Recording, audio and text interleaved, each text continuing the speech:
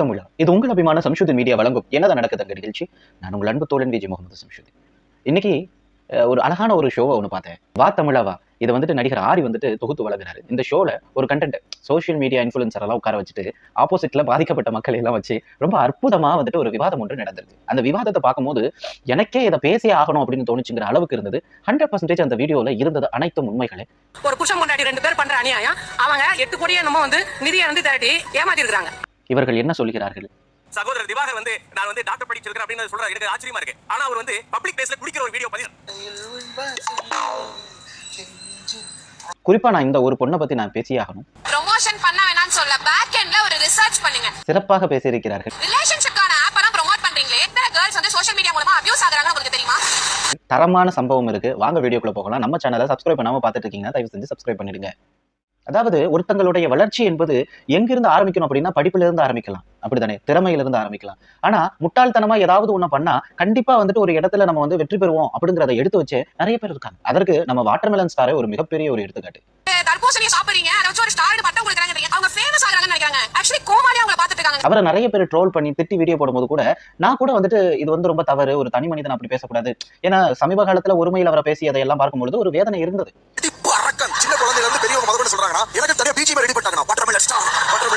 ஒரு தனி மனிதனுக்கு கொடுக்க வேண்டிய ஒரு உரிமையை நம்ம கொடுக்கணும். அதே சமயத்துல அவரை கூட்டு வச்சு அவரை யார் இந்த அளவுக்கு பெருசாக்குனது நம்ம தானே. இப்போ அவரை திட்டுனா வளர்ச்சியோட சேர்ந்து ட்ரோலும் வரதான் செய்யும். ஆனா உங்களை ட்ரோல் மட்டும் தான பண்ணிட்டு இருக்காங்க.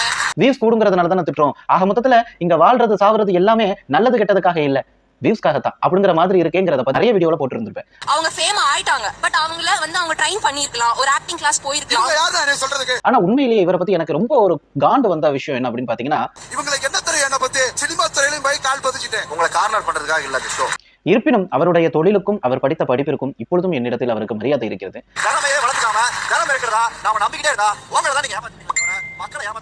ஆனா ஒரு விஷயத்தை நான் ஐடென்டிஃபை பண்ணிட்டேன், அவர் கண்டிப்பா தெரிஞ்சுதான் பண்றாரு. ஏன் அப்படின்னா இந்த மாதிரி இருக்கக்கூடிய பலர் எப்படி மேல வராங்க? பர்சனாலிட்டி, ஒரு பேசிக் அழகு எதுவுமே கிடையாது. ஏன் வெளியே வராங்க? ட்ரெஸ் சென்ஸ் கூட கிடையாது, ஆனா மேல வராங்க. எப்படி? இப்படிதான்.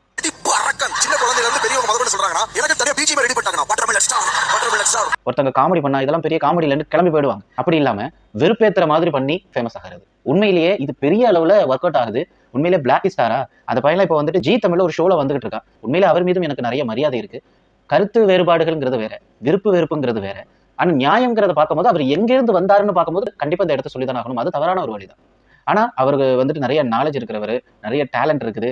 இருந்தாலும் கூட அந்த வீடியோலாம் பாக்குறதை விட அவர் கோமாளித்தனமா பண்ற வீடியோஸ் தான் மக்கள் பாக்குறாங்க. ஆனா அந்த கோமாளித்தனமாக பண்ணக்கூடிய வீடியோ தான் இன்னைக்கு அவரை ஒரு ஹீரோவா ஆக்குறதுக்கு ஒரு சேனல் முயற்சி பண்ணிட்டு இருக்கு. இதையெல்லாம் பார்க்கும்போது அப்போ நம்மளும் இப்படியெல்லாம் இருந்தா மேல வந்துடலாமோன்னு ஒரு மக்கள் கூட்டம் இருக்கு இல்லையா? அவங்களுக்காகத்தான் இந்த வீடியோ. நான் ஒரு விஷயத்தை தெளிவா சொல்லிக்கிறேன், ஊர்கோழி உயர பறக்க முடியாது, ஒரு லிமிடேஷன் தான். அதை தாண்டி மேல போயிட்டு எல்லாம் கண்டிப்பா கிடையாது. நான் எதற்காக இந்த பழமொழியை சொல்றேன் அப்படின்னா, நம்ம எவ்வளவுதான் சம்பாதித்தாலும் கூட கௌரவங்கிறது ரொம்பவே முக்கியம். கௌரவம் நமக்கு இல்லைங்கிற பட்சத்துல அந்த சம்பாத்தியம்லாம் குப்பைக்கு சமம். இன்னைக்கு இப்படி வளர்ந்து வரக்கூடிய பலர் கௌரவத்துல மண்ணள்ளி போட்டுட்டு தான் வந்திருப்பாங்க. அப்படி ஒரு சோறு நமக்கு தேவையாங்கிறத கொஞ்சம் நம்ம யோசிச்சு பார்க்கலாம். நிறைய பேர் இருக்காங்க, இன்ஸ்டாகிராம்ல நிறைய பேர் இருக்காங்க, ஃபேஸ்புக்ல, யூடியூப்ல நிறைய பேர் இருக்காங்க. உண்மையான நல்ல கண்டென்ட்ஸ் போட்டு பெரிய ஆளான பல பேரை நம்மளால பார்க்க முடியும். நான் கூட ஒரு யூடியூபரா இருந்தாலுமே கூட கண்டிப்பா இவங்க மாதிரியான ஆட்களுக்கு நிச்சயமா சப்போர்ட் பண்ண மாட்டேன். கண்டிப்பா. ஏன்னா குழந்தைங்களை நினைச்சு நம்ம பயப்பட வேண்டியதா இருக்கு. பெரியவங்க இன்னைக்கு வந்துட்டு கப்புள்ஸ் வீடியோ போற மாதிரியே ஸ்கூலுக்கு போற குழந்தைங்க இன்னைக்கு கப்புள்ஸ் வீடியோ போடுது. இது நாகரிகமே அழிந்து போவதற்கான அழிவினுடைய விளிம்பு. கண்டிப்பா இந்த விஷயத்தை நான் அந்த இடத்துல தெரிவிச்சுக்கிறேன். ரொம்ப வேதனை. இன்னொரு விஷயம் சொல்றேன், இன்ஃபுளுசர்ங்கிற பேர்ல கண்ட பொருள் எல்லாம் விற்கிறது. ஒரு பர்టిక్యులர் டாக்டர் சார் அவங்க இன்ஃபுளுசரா இருந்துட்டு 39 கிரீம் யூஸ் பண்ணலாம்னு சொன்னாங்க சார். நான் யூஸ் பண்ணதோட விளைவு. இப்போ நானே 4-5 ப்ராடக்ட் வித்திருக்கேன். சில இடங்களில் நடக்கக்கூடிய மருத்துவ முகாம்களுக்கெல்லாம் நான் வந்துட்டு நிறைய வீடியோஸ் போட்டிருக்கேன், நான் வாய்ஸ் கொடுத்திருக்கேன். ஆனா உண்மையிலேயே 1000 விஷயத்தை கிராஸ் வெரிஃபிகேஷன் பண்ணிட்டு தான் நம்ம வந்துட்டு கண்டிப்பா வந்துட்டு அது பண்ணணும். ஈவன் ஒரு மருத்துவ முகாம் நடத்துறாங்க அப்படின்னா அந்த மருத்துவ முகாமுக்கு யாரெல்லாம் டாக்டர்ஸ் வராங்க, எங்க நடக்க போகுது, எத்தனை பேர் வந்துட்டு கலந்து கொள்ள போறாங்க, இது எல்லாத்தையுமே வந்துட்டு நம்ம வந்துட்டு கேதர் பண்ணிட்டு அதுக்கப்புறம் நம்ம வீடியோ போடுவோம். இதே மாதிரியே நமக்குலாம் ஒரு சாய் ஊர்காங்கிற ஒரு ஊர்கா கொடுத்து அட்வர்டைஸ்மெண்ட் பண்ண சொன்னாங்க. அவங்க கூடவே வீட்டுல இருந்தே தயாரிக்கக்கூடிய ஒரு 10 உணவுப் பொருட்களையும் அனுப்பி வச்சாங்க. ஊர்காலேயே பல வெரைட்டிஸ் இருக்கு, அப்புறம் நிறைய விஷயங்கள் சொன்னாங்க. அதெல்லாம் நமக்கு அனுப்பி வச்சு நான் அந்த வீடியோ போட்டு அவங்களுக்கு கூட அனுப்பி வச்சேன். அவங்க பக்கத்துல கூட அதை பதிவிட்டு இருந்தாங்க. நான் என்ன சொல்லுவேன் அப்படின்னா, முதலாவது நான் கேட்கிற கேள்வி இது சுத்தமானதா, தூய்மையானதா? இப்போ சில சர்டிபிகேஷன்லாம் இருக்கு, அதெல்லாம் வந்துட்டு ப்ராப்பரா அவங்க வாங்கியிருக்காங்களா, இதெல்லாம் நம்ம கேள்விப்படணும். இப்ப காஸ்மெட்டிக்னா அதுக்கு தனி சர்டிபிகேட், ஃபுட்டா அதுக்கு தனி சர்டிபிகேட் இருக்கு, மெடிசனா அதுக்கு தனி சர்டிபிகேட் இருக்குது. எல்லாத்துக்குமே வந்துட்டு வெரிஃபிகேஷன்ங்கிறது ரொம்ப முக்கியம் சார். திறந்த வீட்டுல நாய் புந்த மாதிரி வளவள சலசலான்னு பேசுறது நிறைய பாக்குற இன்ஸ்டாகிராம்ல முட்டாள்தனமான விஷயங்கள். இப்ப எக்ஸாம்பிள் ஒரு விஷயம் சொல்றேன் கேளுங்க. குளூட்டதயான்ங்கிற ஒரு டேப்லெட், நிறைய கம்பெனிஸ் வந்துட்டு குளூட்டதயான்ங்கிற டேப்லெட்ஸ் வந்துட்டு இன்னைக்கு வந்துட்டு மார்க்கெட்ல சேல் பண்ணிட்டு இருக்காங்க. குளூட்டதயான் சாப்பிட்டா நல்ல கலர் ஆவாங்கிறது நிறைய பேருக்கு தெரியும். எக்ஸாக்ட்லி. ஆனா அதே சமயத்துல அந்த குளூட்டதயானை சாப்பிடக்கூடியவர்கள் கிட்னி பேஷண்டா இருக்கிற பட்சத்துல வேற ஏதாவது ஒரு ஆர்கன் ப்ராப்ளமா இருக்கிற பட்சத்துல அது உடம்பு அஃபெக்ட் பண்ணுமா, இதெல்லாம் செக் பண்ணணும். ஏன்னா டெர்மட்டாலஜிஸ்ட் போனா கண்டிப்பா கிட்னி ஃபங்க்ஷன் டெஸ்ட் எடுப்பாங்க. ஏன் அப்படின்னா உடம்புல உறுப்புகள் எல்லாம் நல்லா இருக்குதாங்கிறத செக் பண்ணிட்டு தான் அதுக்கேற்ற டாப்லெட்ஸ் கொடுக்கலாமா வேணாமாங்கிறத முடிவு பண்ணுவாங்க. அவங்க சொன்ன அதே கிரீமை ப்ராப்பரா யூஸ் பண்றது எப்படி, இதை வந்து டாக்டர் பிரிஸ்கிரிப்ஷன் இல்லாம யூஸ் பண்ண கூடாதுன்றதுக்கு பல வீடியோ போட்டிருக்கேன் சார். நீங்க பாட்டுல எடுத்துக்கோ அண்ணாச்சி கடையில எடுத்துக்கோங்கிற மாதிரி ஈஸியா வந்துட்டு சொல்லிட்டு போறீங்க. நாளைக்கு அதனால ஒரு உயிர் போனா நீங்களா கொடுக்க போறீங்க? சார் அவர் என்ன டெர்மட்டாலஜிஸ்டா சொல்றதுக்கு? அவர் வேற ஸ்கின் கேர் எக்ஸ்பர்ட்டா இல்ல. இல்ல இந்த இன்ஃப்ளூயன்சர் சொல்லி தான் நான் சாப்பிட்டேன்னு கேட்டேன்னா அவன் எனக்கு பேட் ப்ரொமோஷனுக்கு கொடுத்தாரு நான் பண்ணங்கிற மாதிரி போயிடும். தவறு, அப்படிலாம் இருக்கக்கூடாது. அதே மாதிரி பாத்தீங்கன்னா இந்த டேட்டிங் அப்ளிகேஷன்ஸ் அந்த பொண்ணு கரெக்டா சொல்லிச்சு. ப்ரமோஷன் பண்ண வேணாம்னு சொல்ல பேக் எண்ட்ல ஒரு ரிசர்ச் பண்ணுங்க. ரிலேஷன்ஷிப்கான ஆப் எல்லாம் ப்ரோமோட் பண்றீங்களே. எனக்கு உண்மையிலேயே அந்த பொண்ணை வந்துட்டு பாராட்டி ஆகணும் இந்த விஷயத்தை சொன்னதற்கு. அது ப்ராப்பரா எங்க போய் முடியும் உங்களுக்கு தெரியுமா? எத்தனை ஃபேக் ரிலேஷன்ஷிப், எத்தனை கேர்ள்ஸ் வந்து சோஷியல் மீடியா மூலமா அபியூஸ் ஆகுறாங்க உங்களுக்கு தெரியுமா? ஏன்னா நிறைய பேர் நம்ம பாக்குறோம் ரொம்ப ஈஸியா நெருங்கி பழகிறதுக்கு ஒரு வாய்ப்பு இருக்கு. இல்ல நான் தெரியாம கேட்கிறேன், அவ்வளவு காஞ்சி போய் கிடக்குறீங்களா? கேவலமா இல்ல, வெக்கமா இல்ல? அப்படியே நாய் மாதிரி சுத்துறது. காதல்ங்கிறதும் இணை துணைங்கிறதும் தானா தேடி வரும். அதை விட்டுட்டு அப்ளிகேஷன் போய் தேடி அதனால எத்தனை பெண்கள் எத்தனை ஆண்களுடைய வாழ்க்கை பாதிக்கப்பட்டிருக்கு தெரியுமா? இதற்கெல்லாம் வந்துட்டு ப்ரொமோஷன் பண்றவங்கள செருப்பால் அடிச்சா கூட தப்பு இல்லைன்னு தான் நான் சொல்லுவேன். கண்டிப்பா அந்த பொண்ணினுடைய சொல்லும் கூட செருப்பால் அடிச்ச மாதிரி தான் இருந்தது. நான் கண்டிப்பாக பாராட்டுறேன். இன்னும் நிறைய சொல்லலாம். இன்ஃப்ளூயன்சர்ங்கிற போர்வையில என்னென்னலாமோ அட்டூழியம் பண்றாங்க சார். நான் ஒரு விஷயத்தை ஏமாந்தேன். ஏன்னா நானும் கருப்பு இல்லையா? ஒரு பையன் வித்த ஒரு கிரீம் அதை நான் வாங்கி பூசினேன் சார். 1500 வாங்கினேன். ஆக்சுவலி நான் எவ்வளவு முட்டாளா இருந்திருக்கேன் பாருங்க. நான் வந்து அப்போ வந்து காலேஜ் படிச்சுட்டு இருந்த நேரத்துல அந்த கிரீம் வாங்கினேன். அதுல ப்ராடக்ட் டேட் இல்ல, எக்ஸ்பிரி டேட் இல்ல, எந்த கருமமும் இல்ல, என்ன வந்துட்டு இதுல சேர்த்திருக்காங்க எதுவுமே தெரியல. பூசுங்கிறான். நைட்டு ஒரு கிரீம் காலையில ஒரு கிரீம்னு 2 கிரீம் இருக்கு. 2 கிரீம் 1500 சொல்லி கொடுத்தா பாத்துங்க. சத்தியமா சொல்றேன், அது துபாய் அப்படிலாம் சொன்னா ஒரு இம்ப்ரூவ்மெண்ட் இல்ல. இன்னும் கொஞ்சம் சொல்ல போனா காஃபி பவுடர் வாட வந்துச்சு.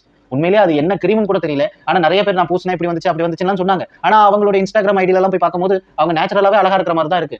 சோ அந்த வீடியோக்காக மேபி வந்து மூஞ்சு கழுவாம ஒரு டேக்கோ மூஞ்சு கழுவிட்டு ஒரு டேக்கும் போட்டாங்களாங்கிறது கூட எனக்கு தெரியல. எவ்வளவு ஏமாத்து வேலை நடக்குது பாருங்க.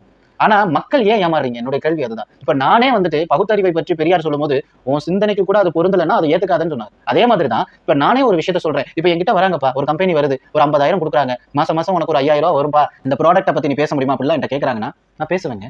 நான் தாராளமா பேசுவேன். ஏன்னா என் குடும்பத்தினுடைய வறுமை அப்படி, என் சூழ்நிலை அப்படி, என் கடன் தொல்லை அப்படி. நான் பேசிடலாம் ஈஸியா.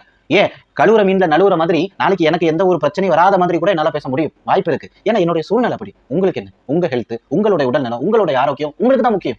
ஒருத்த வந்துட்டு பீடியை குடிச்சிட்டு இதை குடிச்சா நுரையீரலுக்கு நல்லதுன்னு சொல்லுவான் சார். அவன் வாங்கின காசு அப்படி. உங்களுக்கு எங்க போச்சு புத்தி? இந்த பெண் சொல்ற இந்த கருத்தை என்னால ஏத்துக்க முடியாது. அவங்க போற மேக்கப் இதெல்லாம் பண்ணிட்டு ஒரு எண்ட் ரிசல்ட் காட்டும் போது எனக்கே பிடிச்சிருக்கு. ஆனா அதை பண்ணணும்னு நினைக்கும் போது என்கிட்ட காசு இல்ல. புளிய பார்த்து பூனை சூடு போட்டுச்சுங்கிற கதையெல்லாம் நல்லாவே இல்ல. ஒரு மிடில் கிளாஸோ இல்ல ஒரு லோவர் மிடில் கிளாஸோ இருக்க நானும் அப்படி மாறணும்னு நினைக்கிறேன். என்னோட லைஃப் ஸ்டைலை மாத்திக்கிறதுக்கு ஃபர்ஸ்ட் என்கிட்ட இன்கம் இருக்கணும். அதாவது வீடியோவை பார்த்து இந்த மாதிரிலாம் நம்ம அழகாக்கணுங்கிறதுக்காக நான் அதெல்லாம் பண்ணி நான் கடன் வாங்கி நான் வந்துட்டு செலவழிக்கிறேன். மனநிலையே முதல் தவறு. ஃபர்ஸ்ட் ஆஃப் ஆல் எதற்காக நம்ம அப்படி பண்ணணும்? இல்லாதவர்களையும் கடன் வாங்கி செலவழிக்கிற அளவுக்கு பண்றாங்க. ஸ்பெண்டிங் ட்ரெண்டுக்குள்ள கொண்டு வராங்க.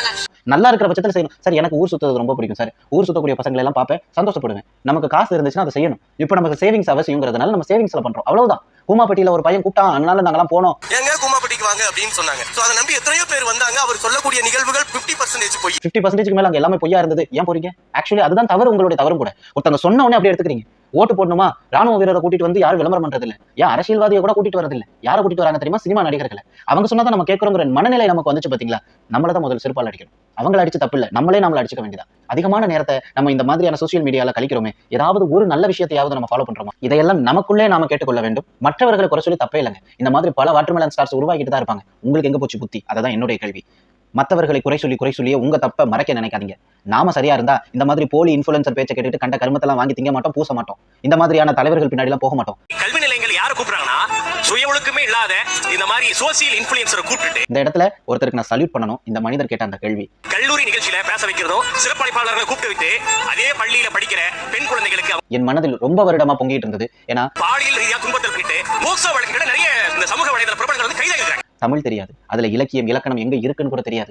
எந்த ஒரு கர்மமும் இல்லாத ஒருத்தரை சும்மா அசிங்கமா ஒருத்தன் ட்ரெண்ட் ஆயிருக்காங்கிற பேர்ல அவனை கூட்டிட்டு போய் ஒரு கல்லூரி நிறுவனத்துல எப்படிங்க நீங்க வந்து சீஃப் கெஸ்டா கூப்பிடுறீங்க? அந்த மாதிரி சீஃப் கெஸ்டா போகக்கூடிய பள்ளிக்கூடங்களை உடனடியாக அரசு பேன் பண்ணதோ இல்லையோ, பேரண்ட்ஸ் நீங்க பேன் பண்ணுங்க. என்ன பண்ணணும் அப்படின்னா, தயவு செஞ்சு அந்த மாதிரியான ஸ்கூலுக்கு உங்க பிள்ளைங்க போறதை நிறுத்துங்க. காலேஜா இருந்தா டிஸ்கன்யூ பண்ணுங்க. இல்ல என்றால் பெற்றோர்கள் வந்துட்டு ஒரு கண்டனமா வந்துட்டு ஒரு ஆர்ப்பாட்டம் பண்ணுங்க. இல்லைன்னா நோட்டீஸ் கொடுங்க. தப்பே கிடையாது.